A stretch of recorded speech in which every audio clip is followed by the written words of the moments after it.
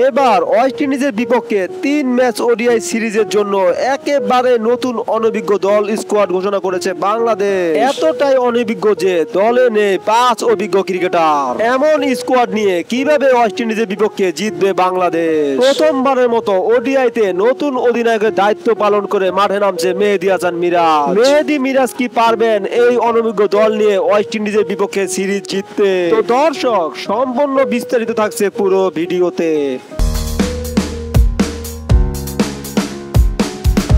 টি-20 test ম্যাচে বাংলাদেশ দুর্বল হলেও 50 ওভারের ম্যাচে কঠিন প্রতিপক্ষ হিসেবে বাংলাদেশকে গণনা করা হয়। এবার 3 ম্যাচ ওডিআই সিরিজের জন্য ওয়েস্ট ইন্ডিজের বিপক্ষে স্কোয়াড ঘোষণা করলো বাংলাদেশ। এই স্কোয়াডে দলে নেই 5 অভিজ্ঞ ক্রিকেটার। তারা হলেন অধিনায়ক নাজমুল হোসেন শান্ত এবং মুশফিকুর রহিম। তাছাড়া আরেক ব্যাটার তাওহিদ হৃদয় এবং সাকিব আল হাসান। তাছাড়া আরো রয়েছেন মুস্তাফিজুর রহমান।